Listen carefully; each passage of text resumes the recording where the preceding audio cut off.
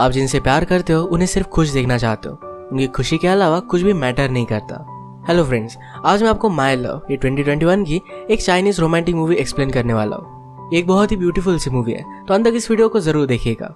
अगर आपको वीडियो अच्छा लगता है तो प्लीज इसे लाइक और कमेंट जरूर कर दीजिए। अब बिना किसी देरी के एक्सप्लेनेशन स्टार्ट करते हैं। मूवी स्टार्ट होती है और हम हमारे मेन कैरेक्टर झाओ को देखते हैं, जो एक स्विमिंग इंस्ट्रक्टर है। आज उसे अपने हाई स्कूल की गर्लफ्रेंड का लेटर मिलता है। उसका नाम था यंग और उसे अपने हाई स्कूल के डेज याद आते हैं। जब वो हाई स्कूल में था तो बहुत ही नालायक स्टूडेंट हुआ करता था। हमेशा उसके टीचर उसे बहुत डांटते थे। अपने क्लासमेट्स के साथ भी उसकी बनती नहीं थी, हमेशा वो बहुत झगड़े करता रहता था। एक दिन जब उसका इसी तरीके से झगड़ा चल रहा था, तभी अचानक से उसके सामने यंग आई। उसे देखते ही उसे प्यार हो गया। वो बेचारा मार खाते खाते भी हंस रहा था। उसे पनिशमेंट देने के लिए ऑफिस में बुलाया जाता है, तभी वहां पर यंग आए। यंग का अभी अभी यहाँ पर ट्रांसफर हुआ है, तो यहाँ की वो न्यू स्टूडेंट थी। झाओ उससे बात करना चाहता था। उसके पास आया और कहता है, अगर तुम्हें यहाँ पर किसी भी हेल्प की जरूरत हो तो मैं तुम्हें हेल्प कर सकता हूँ। यंग ने झाओ की फटी हुई पैंट दिखाकर कहा कि तुम पहले अपनी खुद की हेल्प करो, फिर मेरी हेल्प करना। वो बेचारा उस पर कोई भी इंप्रेशन जमा नहीं पाया था। यंग इतनी सुंदर थी कि स्कूल के सब लड़कों को बहुत पसंद आती थी। स्कूल के स्विमिंग टीम का कैप्टन भी यंग को पसंद करने लगता है। जब झाओ यंग के साथ था तभी यंग को उस कैप्टन ने अप्रोच किया। अपनी स्विमिंग की ट्रॉफी दिखाकर उसे डिनर के लिए पूछता है, पर यंग उसे मना कर देती है। यंग ने झाओ से कहा कि यहाँ से बाहर चलते हैं। झाओ तो बहुत ही खुश हो गया था। यंग उसे एक रेस्टोरेंट में लेकर आई। झाओ अपना इंप्रेशन जमाने के लिए उसे कहता है, तुम्हारे पहले मेरी 5 गर्लफ्रेंड्स थी। यंग उसे थोड़ा भी सीरियसली लेती नहीं और भाव भी नहीं देती। अगले दिन फिर से कैप्टन ने यंग को छेड़ने की कोशिश की, तो झाओ में और उसमें फाइट हो गई थी। फाइट के बाद रेस्टोरेंट में आकर झाओ यंग से कहता है, तुमने अगर सबको बता दिया कि मैं तुम्हारा बॉयफ्रेंड हूँ तो तुम्हें कोई भी परेशान नहीं करेगा। यंग कहती है कि तुम बहुत फाइट करते हो, मुझे फाइट करने वाले लड़के पसंद नहीं है। झाओ ने कहा कि अगर मैंने फाइटिंग छोड़ दी तो फिर क्या। ये दोनों बात ही कर रहे थे, तभी कैप्टन फिर से यहाँ पर वापस आ गया। वो उन्हें फिर से तकलीफ देता। इससे पहले यंग ने उसे कहा कि झाओ मेरा बॉयफ्रेंड है। इस बात पर कैप्टन बिलीव नहीं करता। अगले दिन जब ये दोनों स्कूल में आए तो झाओ के ऊपर उसने मिल फेंका। अब यंग के लिए झाओ उससे फाइट नहीं कर सकता। उसके पास गया और कहा, क्या तुम्हें लगता है कि तुम मुझसे कूल हो? कैप्टन ने कहा कि ऑफ कोर्स मैं कूल हूँ। झाओ से कहता है कि मैं मान लेता हूँ कि तुम कूल हो, मुझे तुमसे कुछ भी फाइट ही नहीं करनी है। अगर हम हर चीज के लिए जानवरों की तरह फाइट करते रहे तो इसमें कुछ भी मजा नहीं आएगा। कैप्टन पूछता है, तो अब हम फिर क्या करेंगे? झाओ कहता है, हम स्विमिंग की कंपटीशन लगा सकते हैं। कैप्टन ने उसे डील दी, कहा कि अगर मैं जीत जाता हूँ तो यंग को एक पोस्ट कार्ड अपने पीठ पर रखना पड़ेगा। इसमें लिखा होगा कि वो मेरी गर्लफ्रेंड है। झाओ कुछ बोल पाता इससे पहले यंग इसे एक्सेप्ट कर लेती है। यंग ने झाओ से कहा कि अब जाओ और स्विमिंग के लिए प्रैक्टिस करो। यंग के लिए झाओ कुछ भी कर सकता था, तो दिन रात उसने प्रैक्टिस की। इन दिनों में वो यंग का अच्छा फ्रेंड भी बन गया था। एक दिन जब ये दोनों रेस्टोरेंट पर आए तो वो बंद था। वही बैठकर ये बातें करते हैं। यंग ने झाओ से पूछा, तुम अपने फ्यूचर के बारे में सीरियस क्यों नहीं हो? क्या तुम हमेशा स्विमिंग ही करना चाहते हो? झाओ कहता है कि ऐसा कुछ भी नहीं है। झाओ के पास सचमुच में अपने फ्यूचर के बारे में कुछ भी प्लान नहीं थे। यंग कहती कि मेरा गोल है, मुझे फैशन डिजाइनर बनना है और इसके लिए वो बहुत ही हार्ड मेहनत करती है। बातें करते करते इनके टीचर ने इन्हें देख लिया। स्कूल बंक कर ये आए हुए थे तो वैसे ही भागने लग गए। अचानक से बारिश शुरू हो गई। झाओ यंग को हाथ पकड़कर अपने घर लेकर आता है। कपड़े सुखाते हुए यंग ने झाओ का रूम देखा। उसमें उसे एक पॉन की सीढ़ी मिलती है।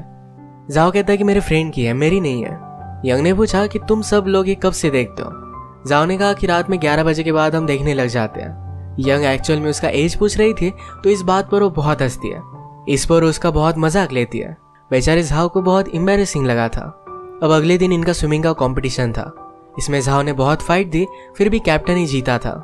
अब यंग को उसके बैग पर कि वो कैप्टन की गर्लफ्रेंड ऐसा लिखना पड़ेगा। उसने ऑलरेडी लिख कर रखा था, पर झाओ के साथ हंसी खुशी यहाँ से वो चली जाती है। झाओ ही उसका फ्रेंड है और कोई भी चीज इसे डिनाई नहीं कर सकती। इसके बाद ये दोनों बीच पर आए। यंग झाओ का एक बहुत ही ब्यूटीफुल सा पिक्चर बनाती है। इन दोनों का डे बहुत ही ब्यूटीफुल था। ये विश करते हैं कि इनकी लाइफ हमेशा ऐसी ही रहे। अचानक से यंग ने हाईवे पर अपने फादर की कार देखी और इससे वो बहुत ही ज्यादा डिस्टर्ब हो गई। अगले दिन वो स्कूल भी नहीं आई। झाओ उसके लिए परेशान हो गया और रात में उसके घर आ जाता है। घर पर उसने देखा कि यंग के फादर ने सब कुछ तहस नहस किया था। यंग और उसकी मदर रो रही थी। यंग के फादर ड्रंक थे और उन्हीं से बचने के लिए इस टाउन में वो आए हुए थे। झाओ ने ये सब देख लिया तो यंग उसे जाने के लिए कहती है। रात में यंग ने झाओ को कॉल लगाया। वो कहती है, मुझे नहीं लगा था कि मेरे फादर हमें इतनी जल्दी ढूंढ लेंगे। वो झाओ से मिली। झाओ उसकी लाइफ में आया, इसके लिए थैंकफुल थी। इसके बाद फिर से वो ट्रांसफर होकर इस टाउन से चले गए थे। इस फोन कॉल के बाद भी बारिश में ही झाओ उसे ढूंढने के लिए निकल पड़ा था, पर उसे वो ढूंढ नहीं पाता। और इसके बाद हम देखते हैं कि कुछ साल बीत गए हैं। झाओ एक कंप्यूटर सेंटर में एडमिन का काम करता है। उसे वैसे भी पढ़ाई में इंटरेस्ट नहीं था, तो कॉलेज के लिए उसने अप्लाई भी नहीं किया। एक दिन उसका कॉलेज का फ्रेंड उससे मिलने के लिए आया। उसके पास आईफोन का न्यू मॉडल था, तो उसे वो दिखाता है। इसमें झाओ अलग अलग पिक्चर्स देख रहा था उसकी यूनिवर्सिटी के। उसमें उसे यंग दिखी। उसे देखकर वो बहुत ही खुश हुआ, एक्साइटेड हुआ। अब वो डिसाइड करता है यंग जिस कॉलेज में है उसी कॉलेज में वो भी जाएगा। घर आकर अपनी वीडियो गेम्स की सारी सीडीज को उसने फेंक दिया। अब वो सीरियसली स्टडी कर रहा था। उसने दिन रात मेहनत की। उसका फ्रेंड भी उसे हेल्प करता है। इतनी मेहनत करने के बाद उसे एडमिशन मिल ही जाता है। उसे वो यूनिवर्सिटी में हर जगह पर ढूंढ रहा था। फाइनली उसके वो सामने आ गए। वो इमेजिन करता है कि यंग उसे देखते ही गले लगा लेगी, पर ऐसा कुछ भी नहीं होता। वो तो फर्स्ट टाइम में उसे पहचान भी नहीं पाती। झाओ जब उसे आकर मिला तो उसे अच्छा लगा था। अब कॉलेज में भी यंग फैशन डिजाइनिंग सीख रही थी। यंग उसे पूछती कि तुम यूनिवर्सिटी में कैसे आ गए। झाओ कहता है कि मैं तुम्हारे लिए कुछ भी कर सकता हूँ। वो यंग के साथ अच्छे से टाइम स्पेंड कर पाए, इस वजह से उसने गर्ल्स की टीम में साइन अप कर लिया था। यंग को उसके लिए बुरा लगता है और वो कहती है मेरा ऑलरेडी एक बॉयफ्रेंड है। बेचारे झाओ को बहुत बुरा लगा। अपने फ्रेंड से उसने यंग के बॉयफ्रेंड के बारे में इंफॉर्मेशन निकाली। उसके बॉयफ्रेंड का नाम था चैंग, और चैंग एक फुटबॉल की टीम में था। झाओ ने लड़कियों की टीम में साइन अप किया है, तो उसे भी चैंग के लिए चीयर अप करना पड़ता है। झाओ की हालत देखकर उसके फ्रेंड उसे बहुत चिढ़ाते हैं। नेक्स्ट सीन में हम देखते हैं यंग और झाओ जब रास्ते से जा रहे थे तो एक लड़की अपना बैग पकड़कर भाग रही थी। उसके पीछे और एक लड़का था जिससे उस लड़की को बचा लेते हैं। अगले दिन झाओ के फ्रेंड ने उसके लिए पॉर्न की डीवीडीज लाई थी। उसे कहते हैं आते वक्त हमें यंग भी मिली थी, उससे हमने इस पार्सल पर साइन भी ले लिया है। सब मिलकर इस पर हंसने लग गए। तभी डोर पर पुलिस आ गए थे। झाओ और उसके फ्रेंड को लगता है कि इलीगल डीवीडी उन्होंने बाय की थी, इसी वजह से पुलिस उन्हें लेने के लिए आए हुए है। पुलिस झाओ को अरेस्ट कर लेते हैं और उसके साथ यंग को भी उठा लेते हैं। झाओ ने सारी सिचुएशन यंग को बताई। उसे लगा इन डीवीडीज की वजह से वो अरेस्ट हुआ है, पर इसके पीछे रीजन कुछ अलग था। एक्चुअल में जिस लड़की को उन्होंने बचाया था वो चोर थी।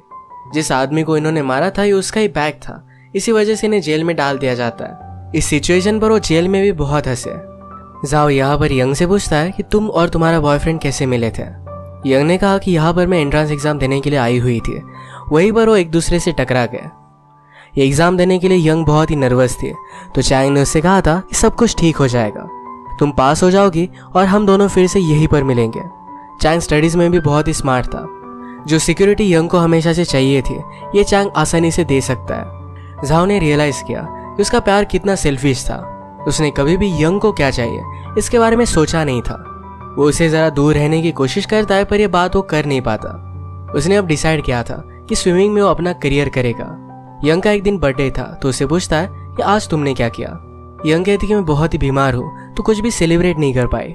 आज टाउन में जाकर मुझे फायरवर्क्स देखने थे, पर वो भी मैं कर नहीं पाई। झाओ को फिर आइडिया आता है। वो फायरवर्क्स लेकर आया और हॉस्टल के टेरेस पर जाकर इस फायरवर्क को जला देता है। यंग की विश उसने कंप्लीट कर दी थी। ये इतना ब्यूटीफुल लग रहा था कि सारा हॉस्टल बाहर आ चुका था। इसी रोमांटिक सेटिंग में जो लड़के किसी से प्यार करते थे उसे वो कन्फेस कर देते हैं। एक दिन झाओ जब लाइब्रेरी में था तो चान को किसी और लड़की के साथ देखता है। चान उस लड़की के साथ मिलकर हॉलीडे प्लान कर रहा था। झाओ समझ गया कि उसके साथ उसका चक्कर है। चैन ने एक्चुअल में यंग को प्रॉमिस किया था कि अगर वो फुटबॉल का गेम जीतता है तो हॉलीडे पर उसके साथ चलेगा। अब इसके बाद हम इसी गेम को देखते हैं और इस गेम को चैन जानबूझकर हार रहा था। झाओ ने सब देखा और यंग को सारी चीजें बताने की कोशिश करता है, पर यंग ये बात मानती नहीं। झाओ ने कोच से कहा कि आज गेम मुझे खेलने दीजिए। जब वो खेलने लग जाता है तो स्लोली गोल करने लग गया था। गोल करने के बाद सेलिब्रेट करने के लिए चैन उसके पास आया। झाओ चैन पर बहुत ज्यादा गुस्सा था क्योंकि यंग उसकी बात मान नहीं रही थी। उसने यंग को एक बार प्रॉमिस किया था कि कभी भी वो फाइट नहीं करेगा, पर आज उसे लग रहा था कि चैन को उसे जोर से मारना चाहिए। वो अपना प्रॉमिस तोड़कर चैन को बहुत मारता है। अब गुस्सा होकर वो यंग की लाइफ से चला गया था। हम मूवी में देखते हैं कि और कुछ साल बीत गए हैं। झाओ ने अपनी स्विमिंग कंटिन्यू की है। अगर उसे नेशनल टीम में आना है तो कंपटीशन में बहुत ही अच्छे से परफॉर्म करना पड़ेगा। आजकल उसकी एक अमीर गर्लफ्रेंड भी है। उसके फ्रेंड उसे एडवाइस करते हैं कि इस लड़की से शादी कर लेना, तुम्हारी लाइफ बदल जाएगी। एक दिन ऐसे ही झाओ अपने फ्रेंड्स के साथ हैंग आउट कर रहा था, तभी उसने यंग को देखा। उसका पीछा करता है तो उसे पता चला यंग एक मॉडल बन चुकी है।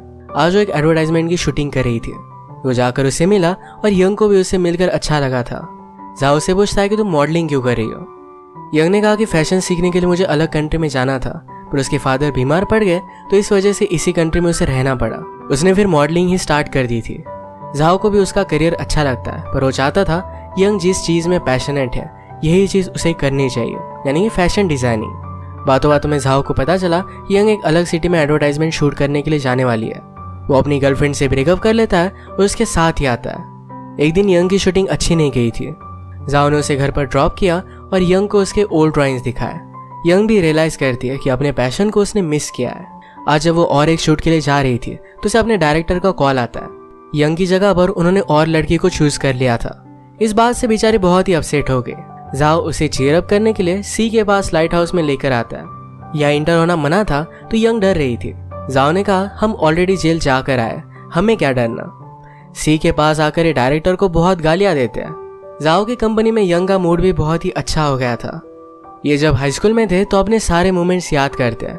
ये याद करते हुए झाओ यंग के करीब आ गया था। यंग को जरा गलत लगता है और यहाँ से वो चली गई। इसके बाद एक वीक बीत गया था और इन दोनों ने कुछ भी बात नहीं की। झाओ यंग को कॉल कर बताता है कि मेरा कंपटीशन है, मैं चाहता हूँ कि तुम इसे देखने के लिए आओ।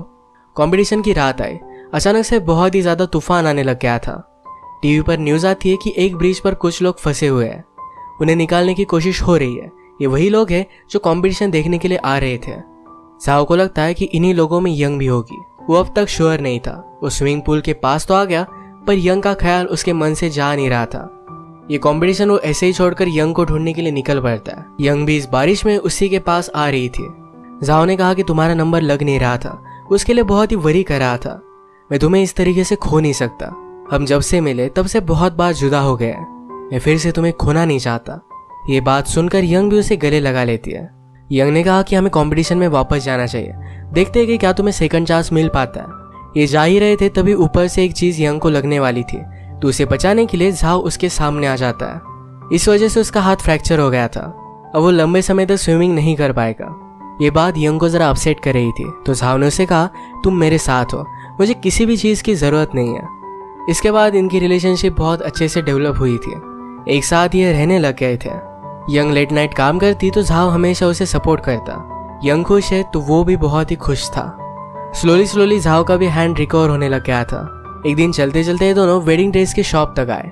यंग ने इन दोनों के लिए रिंग बाय की थी जो झाओ को दे देती है। उसने कहा कि मैं हमेशा हम दोनों के लिए रिंग बाय करना चाहती थी।